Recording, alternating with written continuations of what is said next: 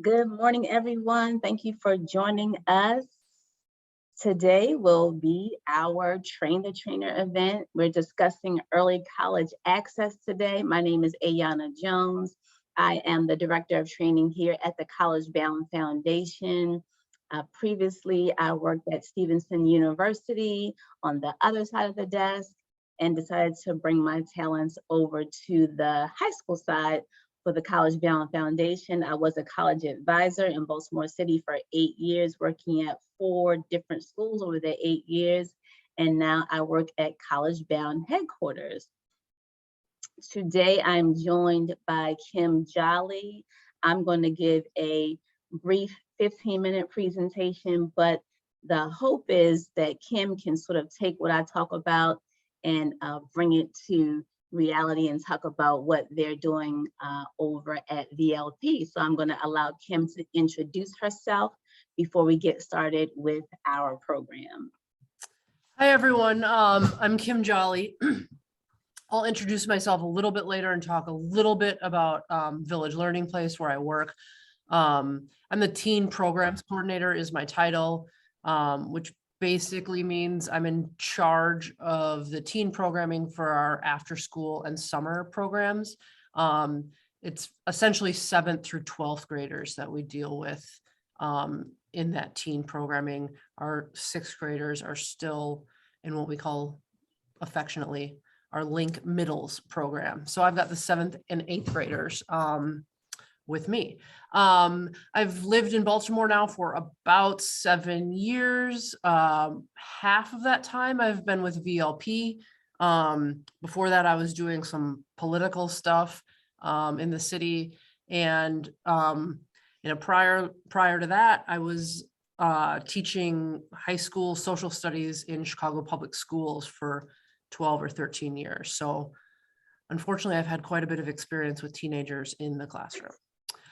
Anyway, I'll throw it back to Ayanna to continue her presentation, and I've got a few slides following her. Thank you. Okay, great. I'm going to share my screen.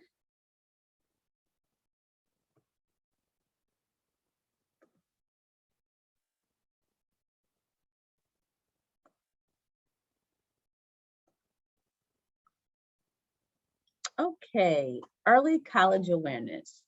So I believe that we are at a precipice at this point, trying to figure out so many things in terms of college access. At this point, senior year is heavily dependent on early decision, early action, doing things early. We want to talk about how we can get to some of our middle schoolers and underclassmen and start that college exposure as well as college access at an earlier stage in the game. We're here to express to you in our not so humble opinion that middle school is not too early. There are definitely some college access and college exposure activities that could and probably should happen while students are in middle school. We like to call our students middle school-ish. In the Urban Dictionary, it says that is a young person of uninformed character, lacking in development and doesn't know the ways of the world, not yet mature, which is a pretty shady definition, but if you've worked in middle school with middle school students, you understand they're not quite babies, but they're not quite young adults.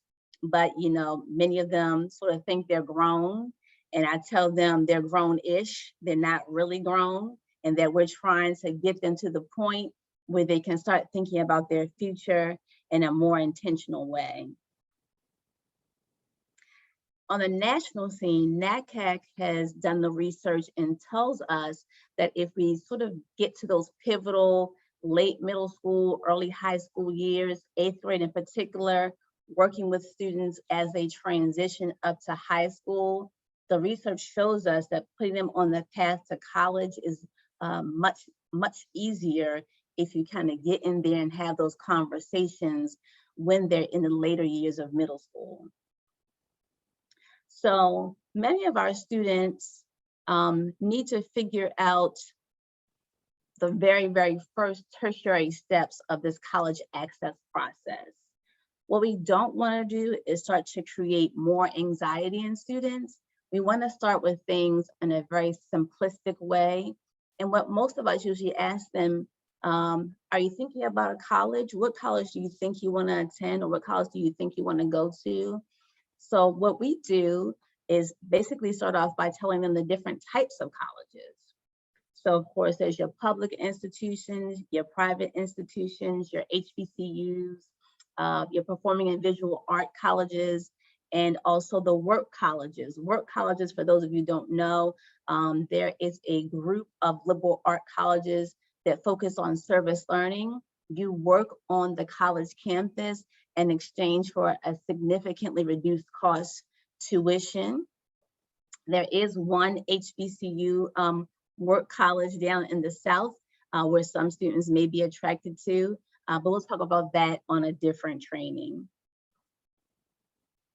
So how do I help them make this college list? What I want to propose to you is the same things that we use in middle school when we talk about high school choice. They are building those same skills and using those same skills to make a college list. So when they go to shadow days at the high schools, same thing when they're in high school and they're going to college. They can choose a major for a day at Towson State. They can do some shadowing on other college campuses. When they go visit and have these, what they call them, articulation programs, where the middle schoolers go to the high school, same thing, you're going on tour when you're in high school. Middle school, you can also go to the Morgan State Campus PALS program and do a college tour. You have these specialty courses that you can take and look at for the P-TECH programs in the high schools and other factors you want to decide on. It's the same skills you're building on when you do that high school choice, same thing for college choice. And so you want to make sure you make that bridge and make that link for the students. So many of our students want to go on these college tours, but oftentimes what we've done, I think in the past, maybe to the detriment of our students, is we sort of lump our 5th and 6th graders in with our seniors in high school. We don't want to do that. We want to make sure that everything we're doing is developmentally appropriate. When we talk about seniors and juniors in high school, we're talking about taking them on college tours and giving them college access, the college application process. How do you choose the right career fit? How do you choose the right college fit? When you're speaking about middle schoolers, you want to focus a bit more just on the exposure. You want to talk a bit more about identity issues before you talk about system issues.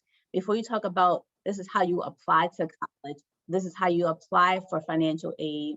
You want to talk about how do you see yourself on this campus? What kind of activities could you do?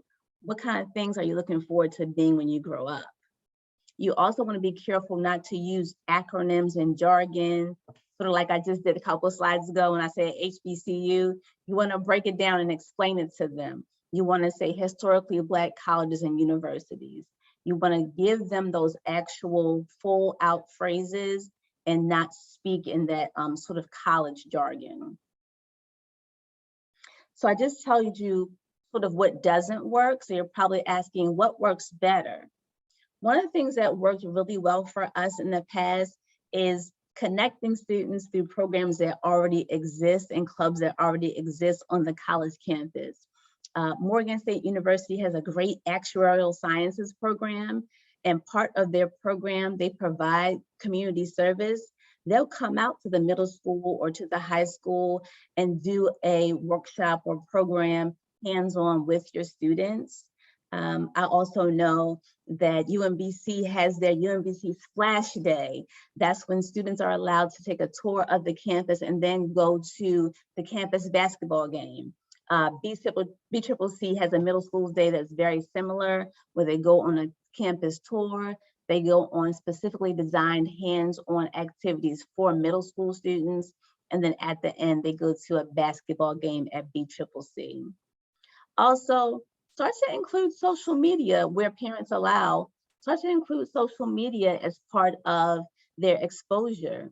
So many college campuses have a great social media presence where they talk about what fun activities are going on campus, what initiatives they have coming out, what open houses are available. Start to get students interested kind of on that tertiary level by exposing them to some of the college sanctioned social media that's out there. So many of our students are now 7th and 8th grade, and they sort of are like this picture on the right. They want to just kind of lounge around the pool in the summer, kind of lay around the house. This is a time, 7th, 8th, 9th grade, to really get our students involved in these summer activities, this summer exposure and summer programming. If nothing else, it will sort of help show them what they don't want to do. Where they say, I thought I wanted to be an engineer, but now that I know what it really is, I don't think I want to do that anymore. Or I thought I wanted to be a vet, but now that I've actually had some experience at the ASPCA, I'm not cut out to be a veterinarian. I'm not, the type of person that can put a dog down or put a cat down. Maybe I want to do something different. So part of it is about exposure. I have listed here on the screen some summer opportunities for our younger students, starting in 7th grade and moving up. The Army AEOP program has a great gains in middle school math and science program called GEMS. One thing I love about the program is that the students do receive a small stipend at the end of the program. All of our students talk about all the time, I want to work, I want to be able to earn some money, but I'm too young, I'm not 15 yet. Some of these summer opportunities are actually paid opportunities. Another great one you can do is you can bridge that gap between summer youth works and a career interest. So some of our placements where students can go when they're as young as 14 is summer youth works, but kind of couple that with what their career interest might be. So Jubilee Arts, Art with a Heart, Real Food Farms, for those of our students who are a bit more academically inclined for the summer, see if they can do Advanced Placement Academy. If you have a student who's about to go into an AP class in the fall, see if they can do the summer AP with Baltimore City Public Schools. And then scholarships, scholarships, scholarships. I'm going to ask you guys to unmute and tell me, when do you think students should start applying for scholarships?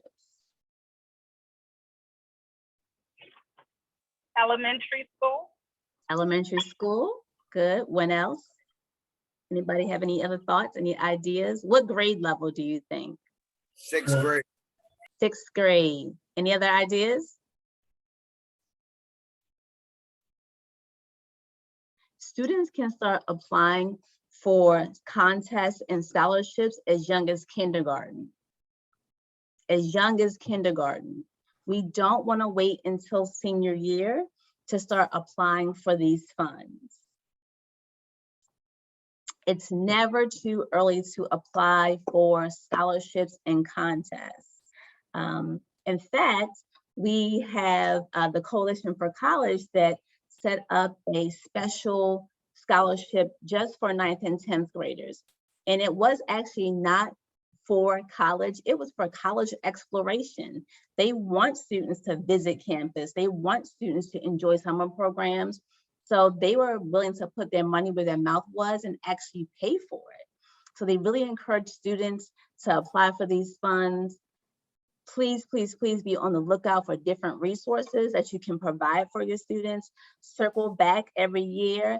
I put these things on my calendar for the next year. So I have a calendar invite that pops up that reminds me, oh, this time last year, this organization did this. Let me see if they're doing it again this year so I can get my students to apply. One local program we have here in Maryland is called It Takes Two. The It Takes Two has a success scholarship. Students just need to have a 2.5 GPA, and that starts in the 4th grade, goes all the way up to age 26. if you have students that live in these following counties that are listed here on the screen, just have the students submit an application. And if they meet household income requirements, this is another opportunity for our students to use funding to do some career exploration. They even can use the money for sports programs in the summer, for coaching, for tutoring. It's another great opportunity for some of our young students. I'm just curious, for some, and I'm jotting down some of the notes, but could you share like some of the links with us for some of these opportunities? Because I know like even if I put a note in Google is kind of iffy if you don't have specifics.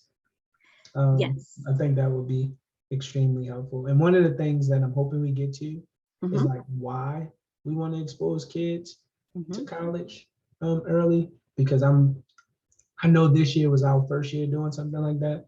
Okay. But like, what are the results of exposing kids? Like, what are the benefits? And like, how do you guys explain the benefits to middle schoolers for going to college? Yeah, that's really, really good. So two things. One, towards the end, right as the end, while Kim is finishing up, what I'll do is put some of those links in the chat. Lauren, also, if you're on the line, I know I'm speaking very, very quickly, but if you can kind of grab some of those links and put them in the chat, I would appreciate that as well. And then I'm hoping that Kim can sort of answer that question and speak about what they're doing at the Village Learning Place. And also remember too that, like I said before, I'm speaking about college, but really what I mean is post-secondary. And a lot of students in middle school, in my experience, they get the question, what do you want to be? What do you want to do? And they feel like they have to either say engineer, doctor, nurse, or lawyer. That's the safe answer. So you can get the adult to shut up and not ask you a follow-up question. This is more designed to have these conversations around there are other opportunities and other jobs that we as adults find meaningful and value other than just those four things.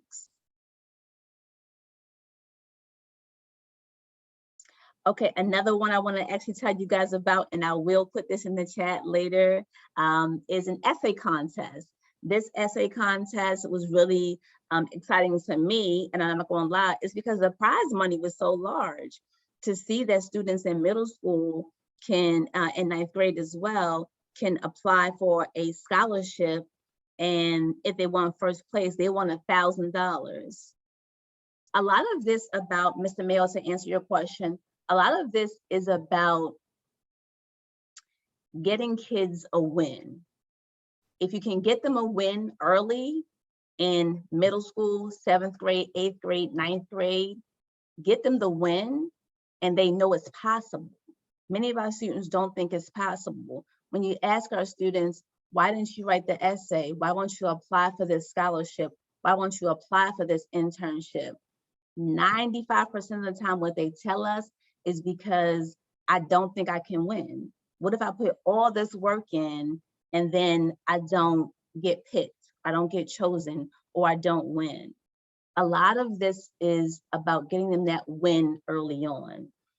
Typical rule of thumb for scholarships, even for our younger students, is for every 10 they apply for, they get 1. So when you have them start early, they're going to get a win well before junior and senior year. And that's what you really want them to do. So again, it's never, never, never too early for scholarships and contests. FinAid.org has a whole section on scholarships for children ages 13 and under. Ben Carson has a great scholarship for students K through 12. Doodle for Google, again, is students K through 12. Scholastic Arts and Writing is students in grade 8 through 12. A Voice for Animals is a great contest for students. I believe they start in grade 6 and they go to grade 12. Stossel in the Classroom is a unique little scholarship that a lot of folks don't know about. It's great, and what I love about it is there's actually 32 different winners because there's so many categories and there's so many winners in each category. if you think about the chances of your students winning, we don't want to necessarily go for those ones that have one national winner or, you know, 2 national winners. We want to go for the low-hanging fruit, some of those Maryland State and local scholarships, as well as those like Stossel in the Classroom, where there are many, many winners.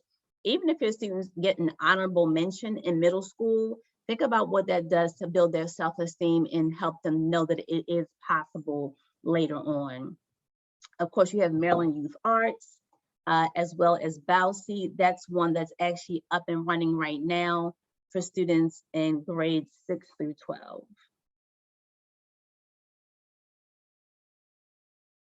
So students often ask me, okay, I got the money, I won, does the money come in my name and do I put it in my pocket?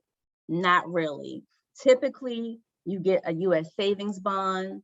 They will put it in a trust for a student until they're 18. Sometimes a check does come in your own name. That's been my daughter's experience. I would say out of the ones that she has won, almost all of them have come in a check in her name that she puts into her own account.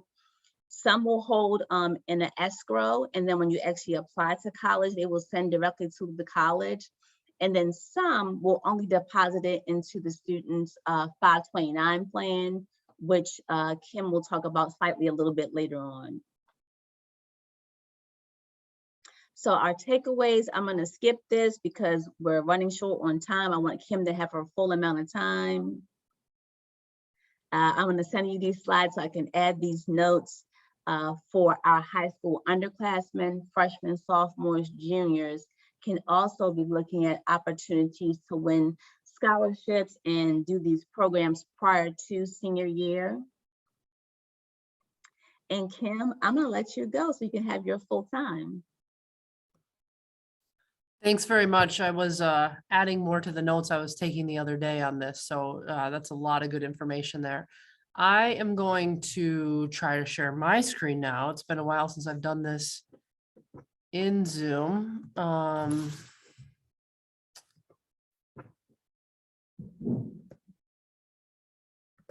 see if this will go. Okay. Hi, everyone. Some of you missed my introduction earlier, so I'll give it here. My name's Kim Jolly. The kids call me Miss Kim. I'm the teen programs coordinator at Village Learning Place in the Charles Village neighborhood of Baltimore.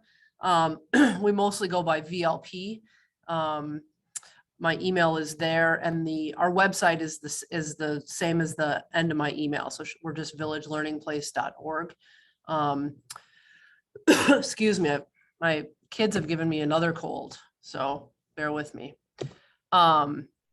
Just a little bit about VLP. We do a lot of things, and one of our biggest programs is what we call our LINK programming. Stands for Let's Invest in Neighborhood Kids.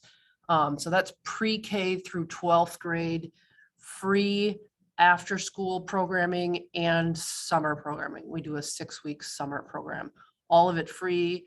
In the after-school program, we provide a meal at the end of the day, snack. Summer, I think we have 2 meals, breakfast and lunch, plus 2 snacks. And our older kids who are eligible for YouthWorks can receive a stipend for attending our programming during the summer months. Almost all of our kids are Baltimore City school students. So you can kind of picture the demographics that tend to come with that. They tend to be African-American or biracial we have a lot of single parent homes. Our summer programming and after school is primarily Charles Village neighborhood. Summer programming, we have kids coming from a larger geographic area, but essentially the same demographics and just still Baltimore City. So I'm going to talk just a little bit about what we have done for early college access for our middle school kids, sort of what we used to do, what we've decided we need to be doing and have tried to start doing this year, and then where we see ourselves going in the future. Just for clarity, mostly I have 7th through 12th graders in one classroom, both after school and summer. So pretty much they're doing all the same activities. We might have different conversations with those kids as we're doing those activities. But if we're going on a college tour, everyone's coming. So that's what we're dealing with here. It tends to work pretty well, but there are certainly times when like the middle schoolers will need a little extra attention. Okay, let me just make sure I'm coordinated here. Of course, there we go. So what we used to do, and some of this, this slide sort of makes it sound like it was all informal, and it was not. Some of it was like definitely like we planned this afternoon, we are talking about this, or we're going to play Jeopardy and learn about college terms or whatever it may be. But a lot of it was just conversations that we were having with kids, and you would throw something out, like, hey, do you want to go to college? Have you talked to your cousin who's going to, Frostburg State about their college experience?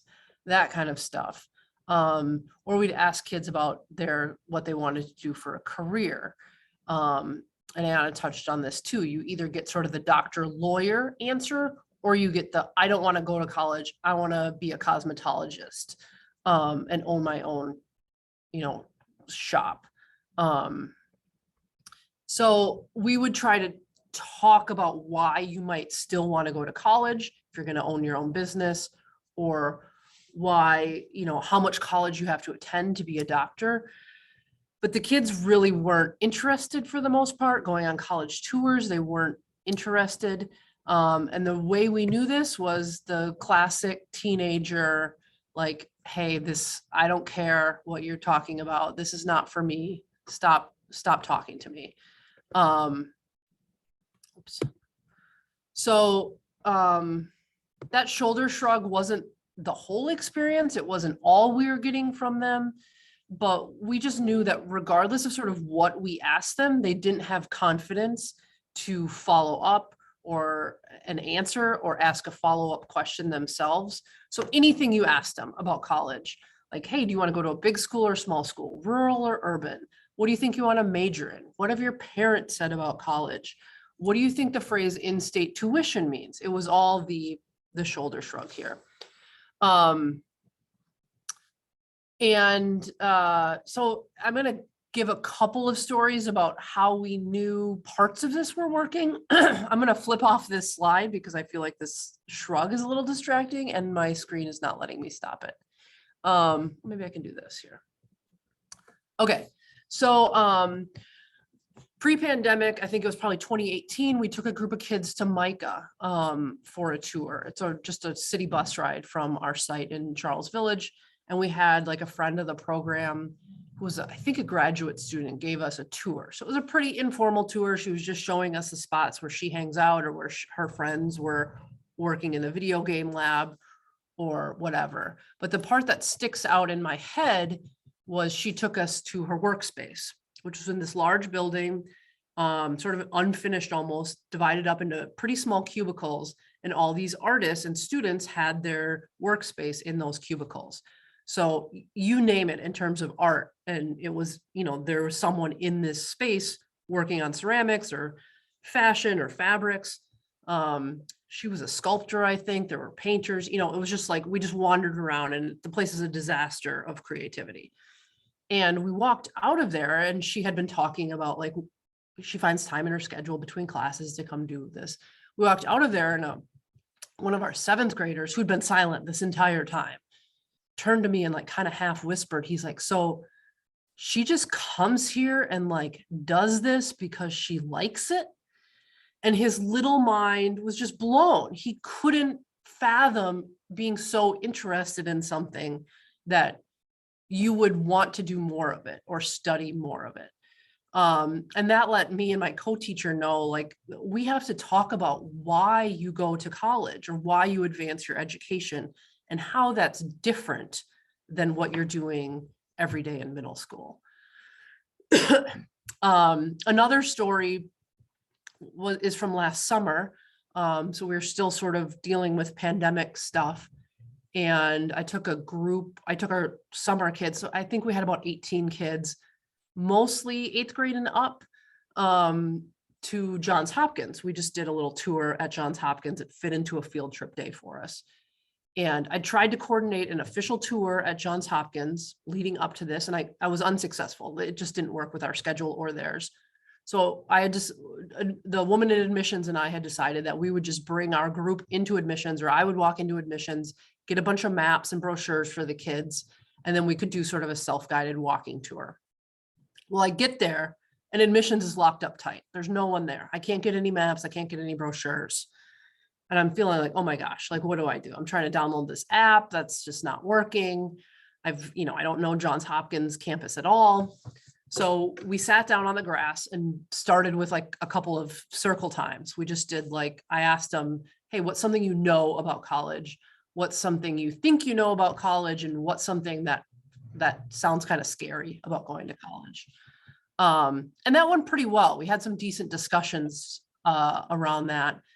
And then I was like, okay, well, I guess we're just going to walk around and see this campus. And I'm sorry, I don't know what any of these buildings are for.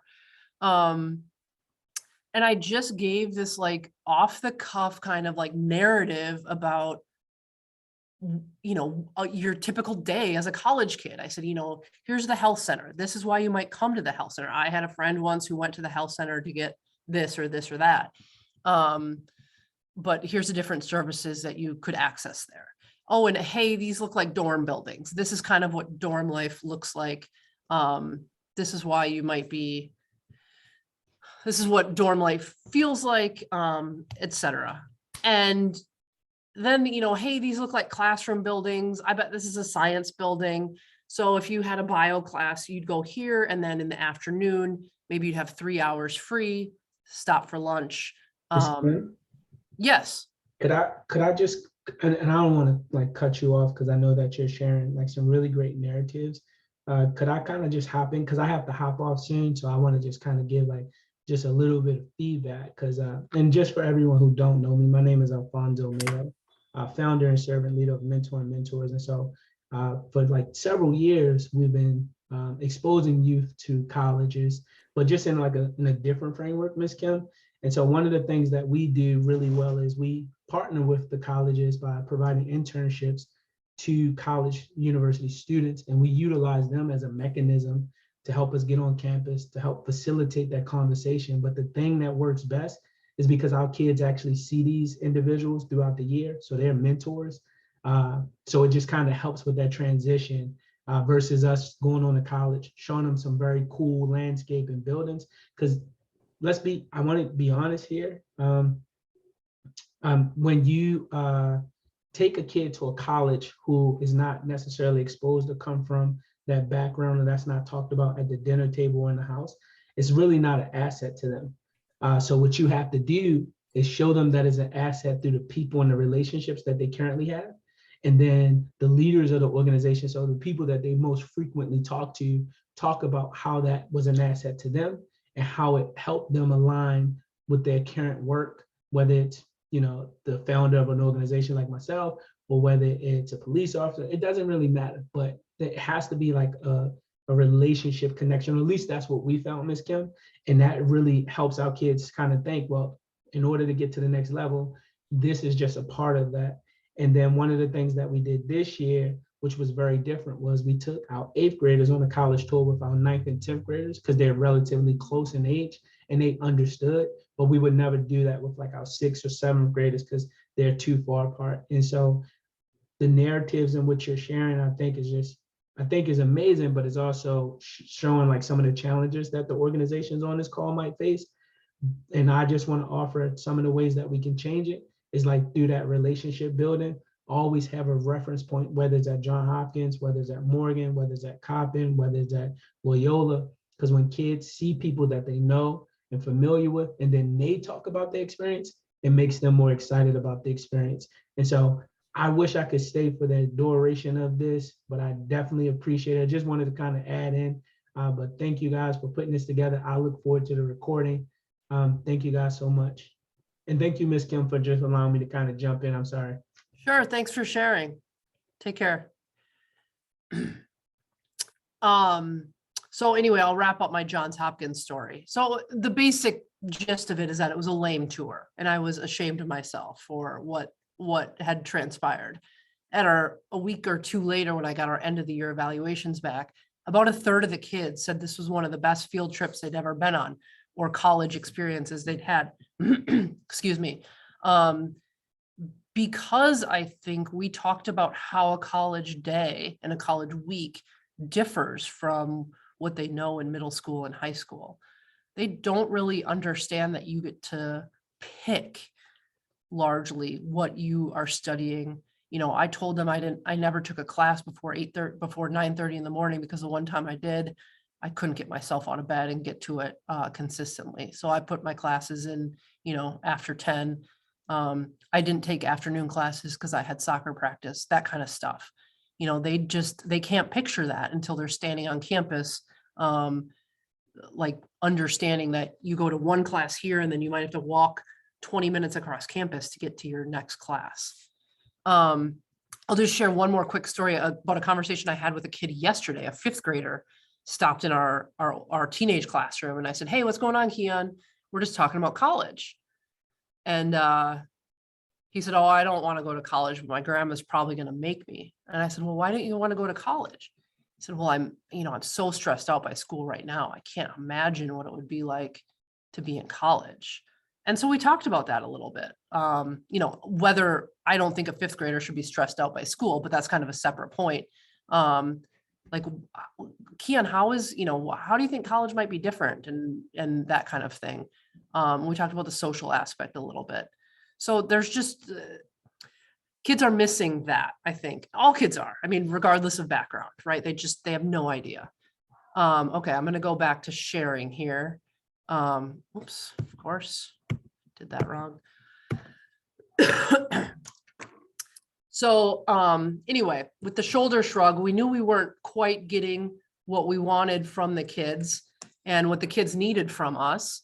So we had a conversation amongst our staff, like about our own college experiences and about how we knew we were going to college and who helped us and what sort of actions helped us.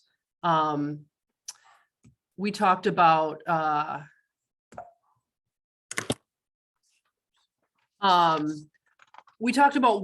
we enjoyed college, what we liked about it, and why it had been valuable to us in our, older adult lives. And what we figured out is something that all of us already know, right? Like when you think about your college experience or talk to your friends about it, no one's talking about the stuff that we show college kids on tours. No one's like, "Oh, the library building was beautiful," right? Or you wouldn't believe the lasers they had in this science lab. I was an English major, but it really made a difference in my life. No, what you're talking about is the experience that you had with friends, going to events, doing stupid stuff with the like boatloads of free time that you had. That sort of like pretend adulthood you got to be in for 4 years, where you weren't really doing dishes too much, but you didn't have to have a curfew either. So adults might talk about like how they think their college experience and the classes that they took, help them think better or learn to write better or just be clearer, stand up for themselves, that kind of stuff, sort of like growing up stuff. But you don't talk about, the history class you took sophomore year. Well, I might sometimes, but most people don't. So that thinking sort of led us to create I made up this stool, but basically I think of it as a 3-legged stool. So we've got, how are we going to incorporate families into this? How are we going to help students understand why college is valuable and what makes it valuable and what it's like to even go there? And then as an organization with all of our, our pre-K through 12th grade programming, all of the community programming we do, how are we going to make like sort of the theme of our organization all sort of point towards this goal of like continuing your education after high school? And just some quick examples here for the families, and Ayanna mentioned this earlier. One of the things we've designed is some education around 529 plans. And there's a Maryland program, an amazing Maryland program that has matching funds for low and middle income families. So if you deposit like a minimum of $25 in a 529 account and your income is, I think, a dual income under 75,000 or single income under 50, the state will match that with $500 in that 529 fund. So our board approved a $25 donation from VLP to families who open a 529 account. That's an annual thing. So every year, if you open a 529 account and apply for that Save for College matching funds from the state, we'll put the $25 in your account so that it will trigger that state matching fund grant. So, that really could be, because students can have two funds, it could be up to $1,000 a year in free money for a kid. And if you're talking about, opening a 529 plan for a kindergartner, $1,000 a year for, 10 or so years, plus, investments and compounding interest, like you're talking about real money in that fund. And the parent has had to do almost nothing except open the fund at that point. So that's one of the ways we're trying to get families involved in this. For students, one of the things we did is this February, when the CIAA conference basketball tournament was in town at Royal Farms Arena, we took all kids who were interested, 5th grade and up, to the game. We actually had a 3rd grader come. His mom was a chaperone and she wanted to bring him and his 5th grade brother, so she offered to come as a chaperone. So really, we had a 3rd grader on this sort of college experience at Royal Farms Arena. And it's HBCU, so it's awesome, right? They got the bands, they got the dance teams, they're competing at halftime, they're having these little dance-offs. It was great. And while we're sitting there and the bands are playing and going back and forth, and one of our juniors turned to me and she said, "I cannot wait to go to college." She could finally, after all these years of talking about it, she could picture herself either in the stands dancing to these bands or on the floor as a member of the dance team competing. And it was the first time she'd ever said anything like that to me.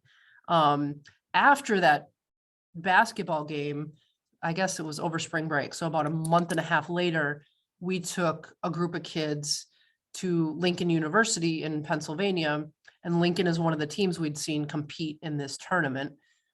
We took a group of kids on a tour at Lincoln University, and that was an official tour. The youngest kid was an 8th. We had 2 or 3 8th graders on that trip.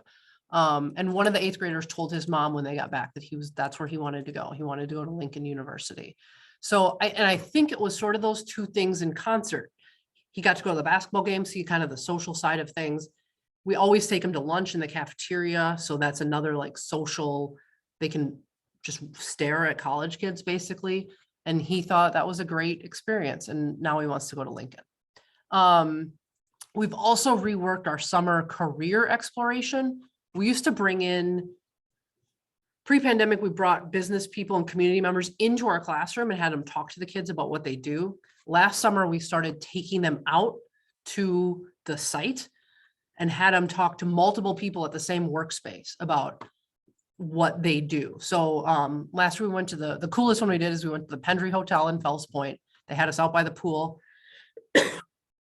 And we had people from sales, marketing, catering, the guy who runs the valet stand, a high school kid who's worked the pool area for a couple summers.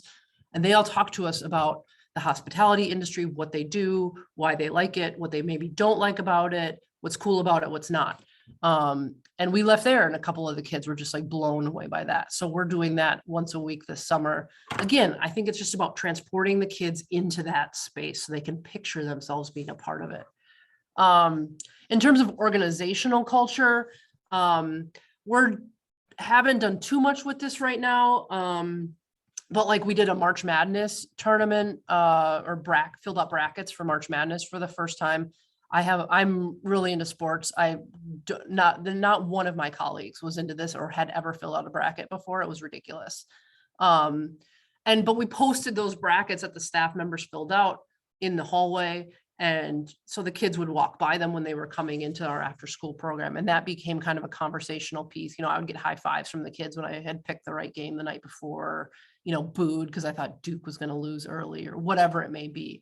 But just simple stuff. And around that time, our kindergarten teacher was talking to the kids about mascots and, kindergarten sort of appropriate college things, just to like start like planting seeds of like college.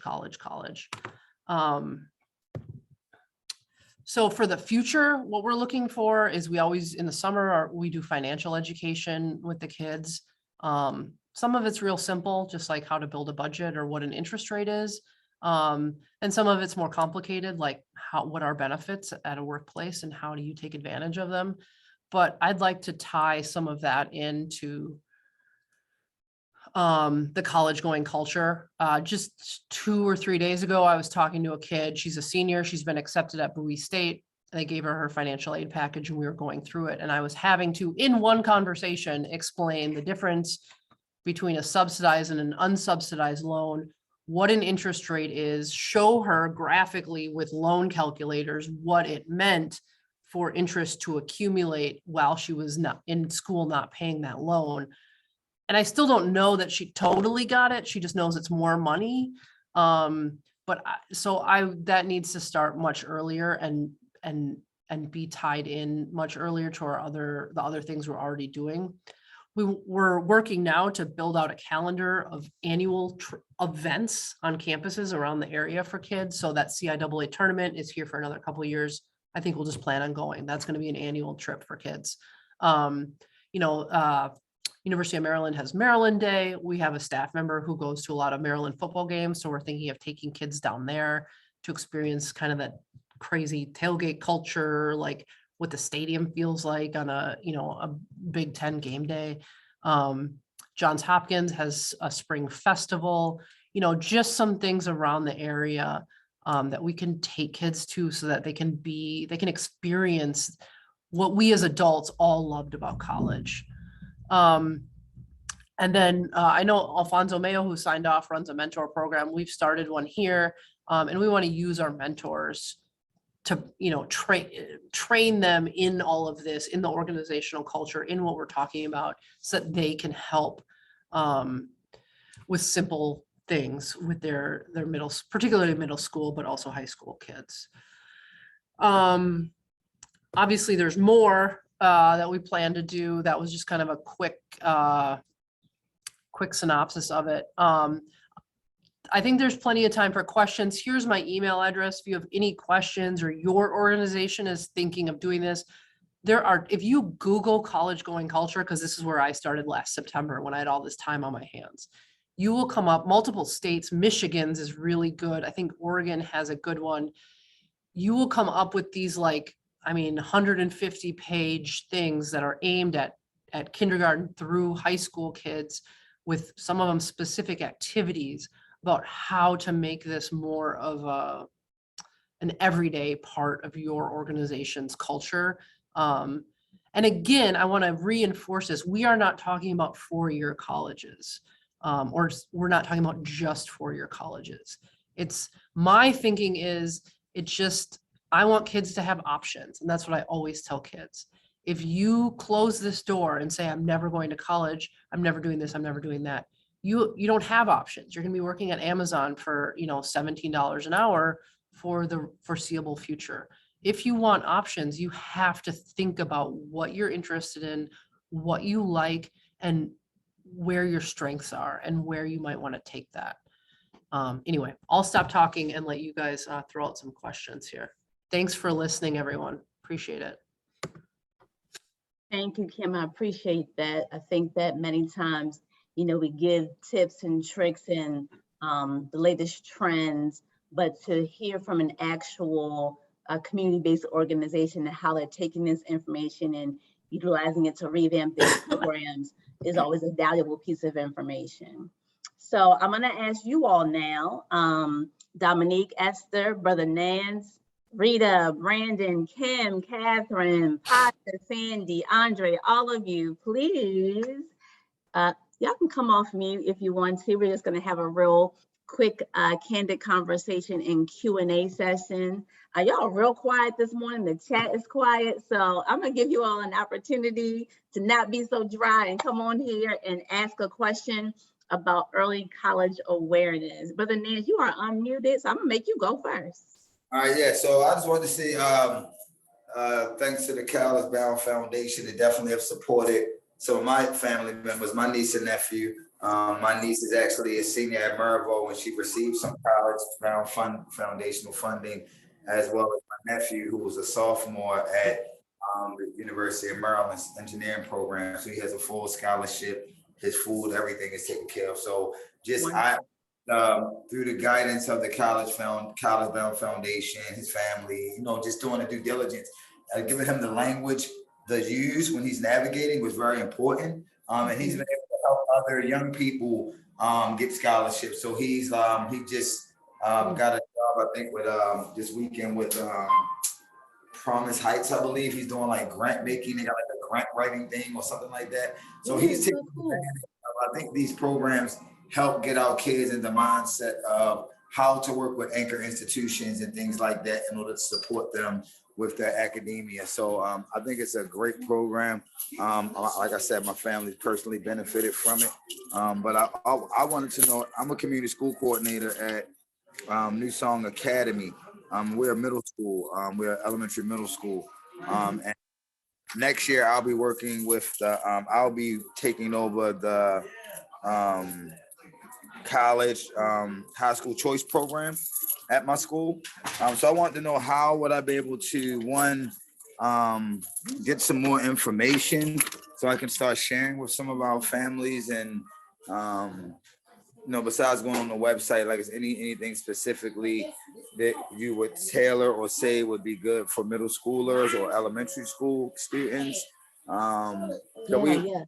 have, our school is a little unique. We're a very, very, very, very, very small school. We have 170 kids. You know what I mean? From elementary, we got one grade of one class of each grade.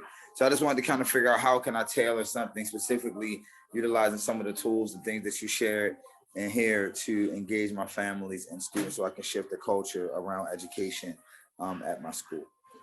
Yeah, that's great. I think that's perfect.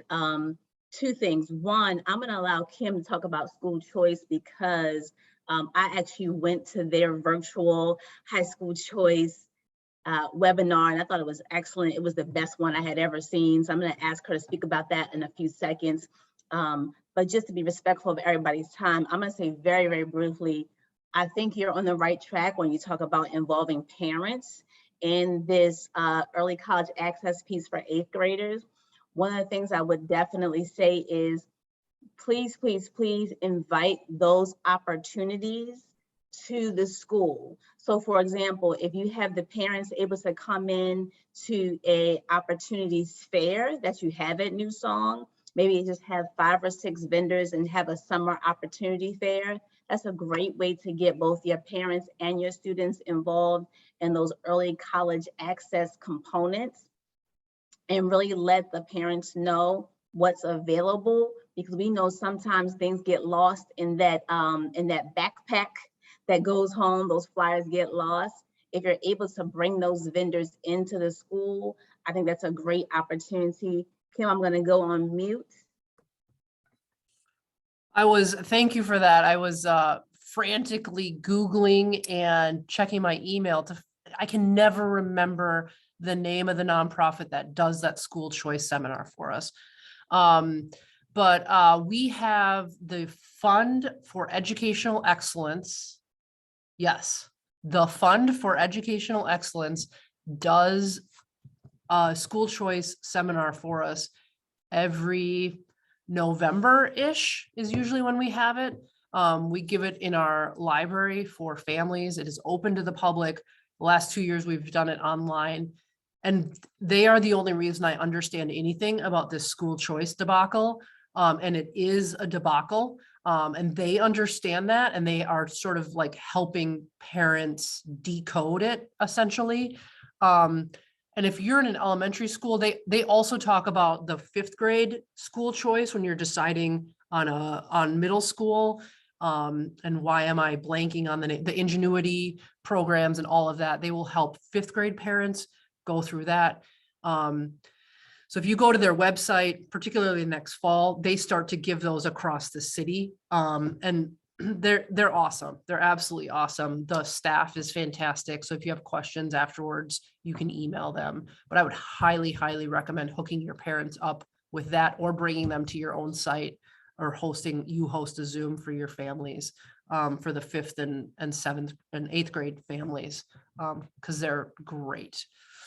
The other thing I'll add about school choice is, if you're new to that, I'm sort of our school choice person on site here, and it is a bear. I mean, we don't even have that many families who are interested in learning about it. Most of them just sort of like do it without too much extra stuff.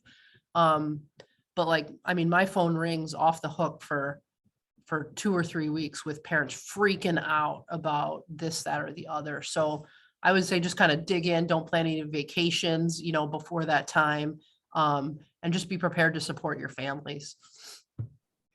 Rita, you're on my screen next, and then Kim, and then Andre. If you have a question or comment, Rita, I'm putting you on the spot. I just thank you for sharing all of this information. It's been very, very helpful. We are figuring out this early college awareness and career awareness ourselves. We just restarted our 9 and 10 support program, so I see some familiar faces around. So we are working just more strategically with our earlier students. For those of you that don't know me, I'm Rita. I'm the director of KIPP Forward. We do alumni support for students who finish with us at KIPP Ujima, which is a public charter school. And so we work with our students no matter what high school they go to, and then as they choose their post-secondary pathway. So I don't have any questions just yet, but just thank you for the information, and I'll be sure to connect as we continue to do this work. So thank you.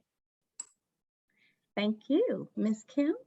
I'll ask a question. First of all, thank you to everyone for the information and for setting this up. I work at Next One Up, and my focus is more on the career counseling side. But I think, as all of us who do this work know, that one of our biggest challenges is, as Kim talked about, is like connecting the dots for our students, to make it so that it is interesting and so that it makes sense to them and to the world that they exist in.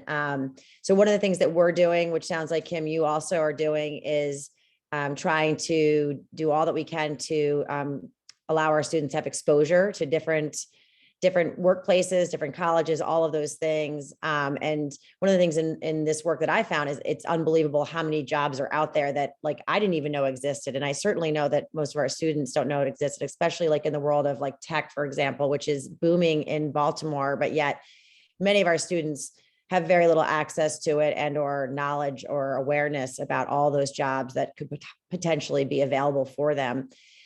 So Kim, I would love to know, so we also are planning, we're calling it Workforce Wednesdays, where we get out into some different places to take our students to visit. And I like the idea even of the Pendry. I'm always looking for new and interesting places to get our students excited about what's beyond the world that they might live in.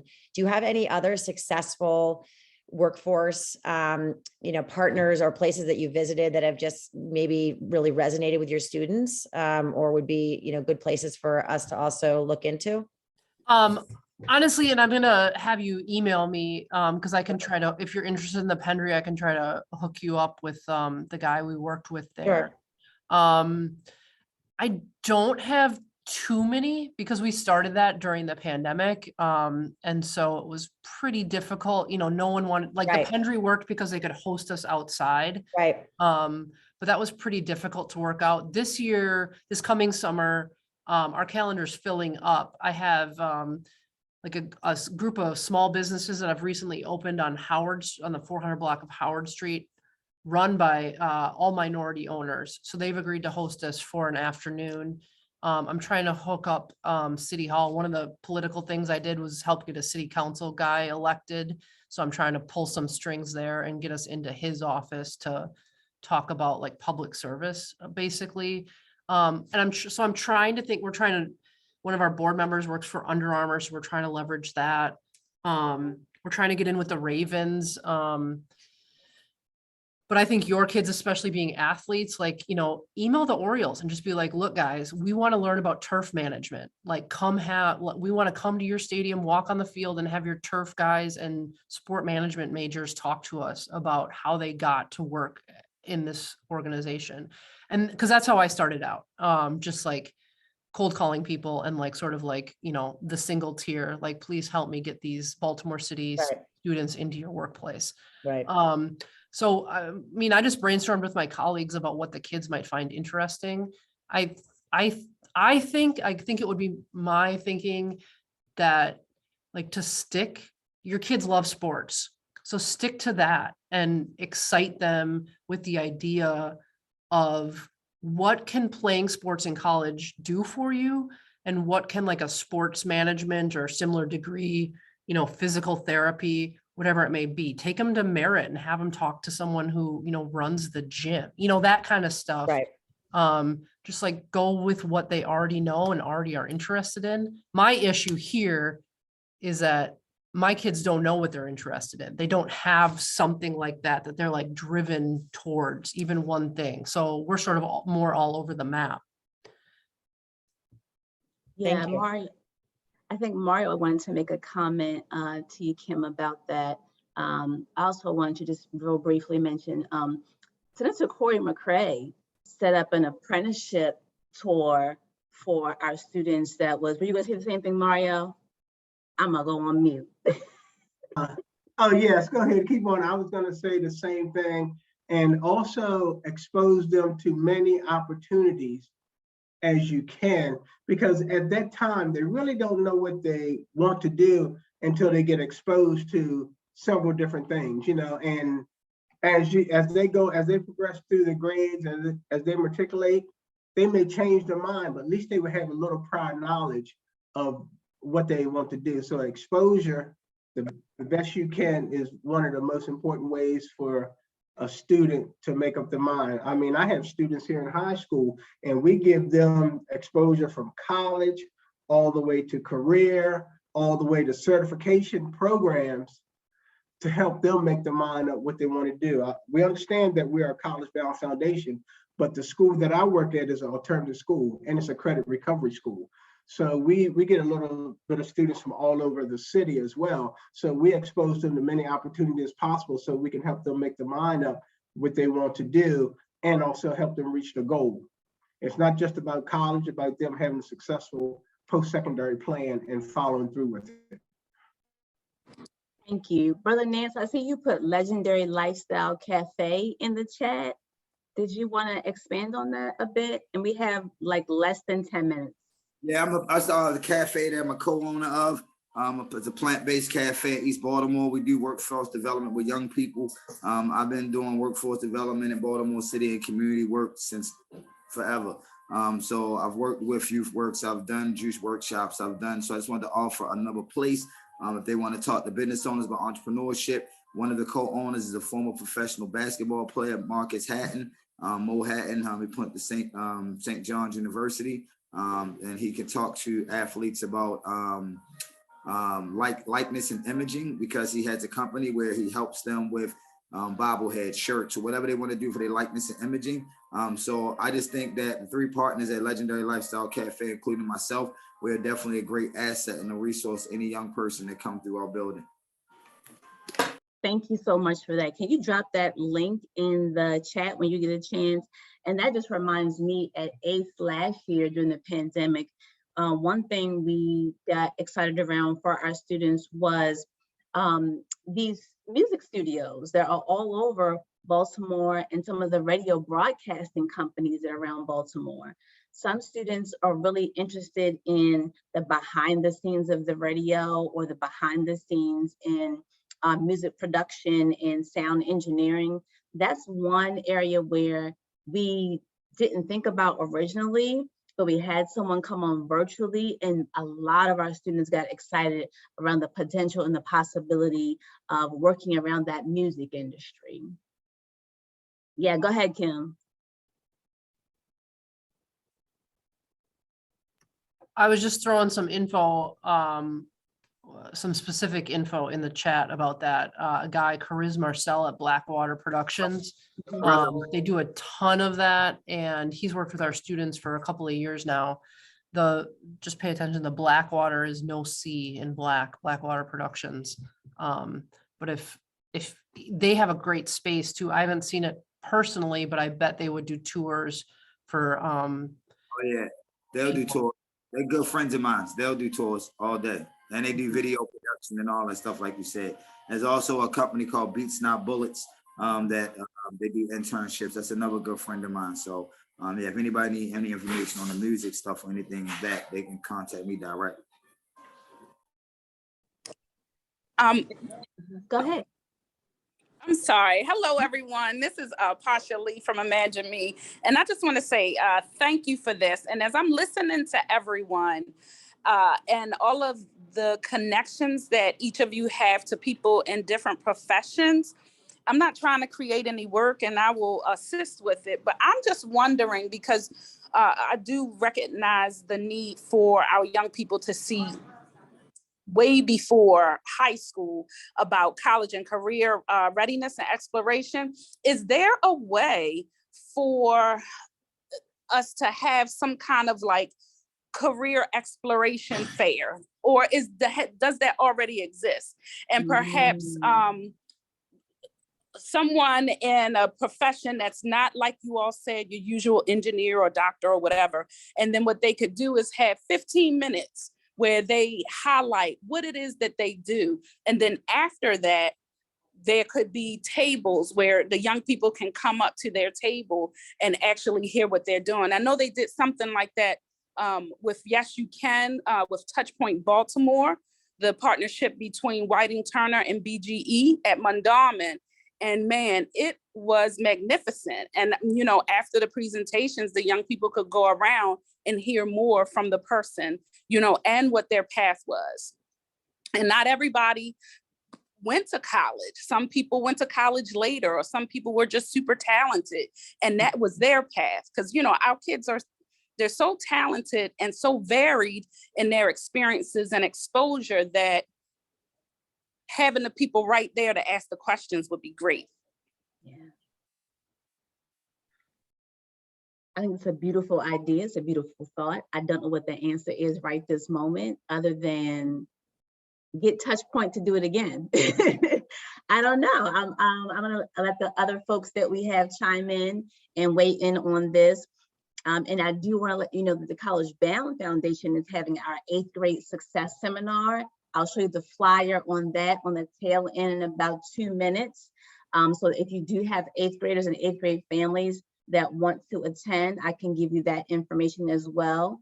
And I believe we can drop the registration in the chat. Mario, Lauren, am I making that up, or are we able to do that? But I can definitely show the flyer before we get off of this call. But that's a great question posed by Ms. Lee. And I do want to, I'm thinking about Pasha now as well, how you did the junior Toastmasters with your students and how successful that was, and just having the students feel comfortable about public speaking. So all those sort of soft skills, those are kind of feeding into both the college access and career access, to Kim's point, definitely are necessary. So anybody want to take a stab at Pasha's comment question while I answer this phone in the background? I'm 100% not touching that. It sounds amazing. I will attend it, but I'm not. Pasha, have at it, and then send me an invitation, please. I'll bring 20 kids.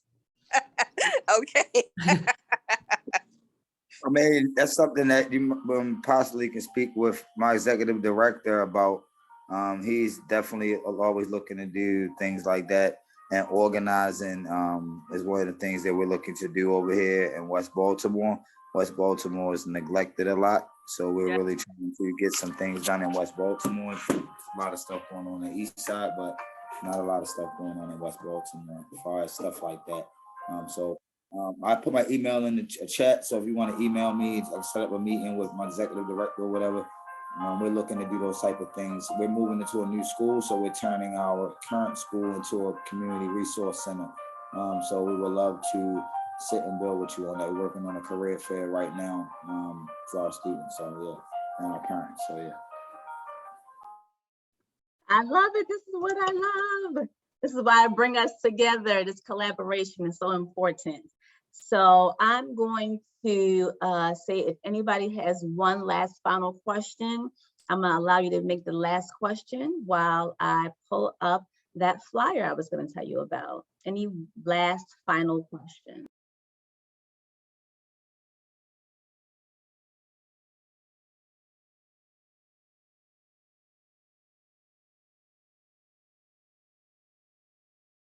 Hey, will this information be emailed to us?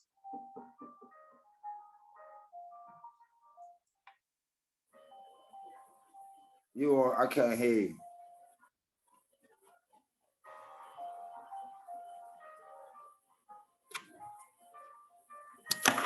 Of course, because I'm on mute like I always am. So we're going to post this to our CollegeBound website. Typically, we do it within 2 weeks on our YouTube channel. I will also send out, if you guys want me to, a PDF of the slides that I just went through. If you find that to be valuable, is that something that you guys might want to have? I ain't gonna lie, that would be more helpful. I ain't gonna lie, I'm overwhelmed with websites and links and all that, with Zooms and all that. So if you can send it, I would appreciate it. I ain't even gonna lie. Okay, I sure will. And Brother Nance, I'm gonna make you get on our YouTube channel and like and subscribe. I'll do that. I'll do that as soon as we get off the Zoom. I got you. You'll see YouTube channel. Brother Nance as your new subscriber. Absolutely wonderful. So I am going to definitely share with you all our last final piece, which is our 8th grade success seminar, which will be happening in June. Of course, now I'm trying to pull up the flyer. Give me one moment.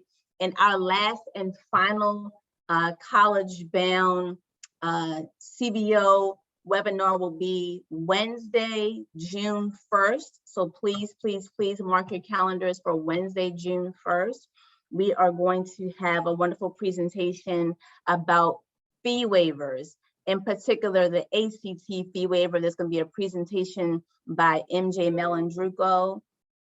One of the things we want to talk about is those ACT fee waivers. What else does it get you besides just a waiver for the test? How can we really utilize all the resources that come with the waiver to benefit our students, other than just getting that fee waived on the day of the exam?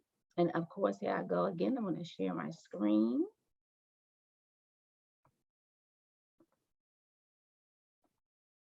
There we go, finally.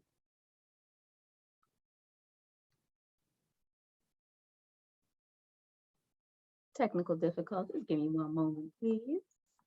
Here is the flyer coming up momentarily. Here we go. The CollegeBound Foundation 8th grade success seminar is Saturday, June 4th at 8 a.m. from 8 to 1 p.m. It's going to be at Shriver Hall at Johns Hopkins University, 10 Art Museum Drive. We're going to be covering the Baltimore City Public School graduation requirements, understanding your transcript, letting 8th grade families know those core things about PSAT, SAT, attendance. We're talking about online tools and social media. And of course, we're going to talk about early college awareness. We really want parents to come out with their students. Again, it's Saturday, June the 4th from 8 a.m. to 1 p.m. This will also be in the slide deck I sent out, so the QR code is there. Again, Mario or Lauren, are you able to drop this link in the chat or the bit.ly at all? Lauren already dropped the link. Okay, wonderful, great. And again, Wednesday, June 1st, 2022 will be our last one for this academic year. MJ Melendruco from the ACT will be here to talk to us about the ACT fee waiver and all the benefits that come with using that ACT, as well as share some experience with some other schools down in PG County who use this ACT fee waiver to its fullest extent and what challenges and successes they had using that waiver system. Thank you guys for sticking in there with me. It is 11:18. So if there's nothing else, I'm gonna say have a happy Wednesday. Thank you guys so much. Thank you so much. Continue creating a great day. Appreciate it. Thank you. Appreciate you. Like and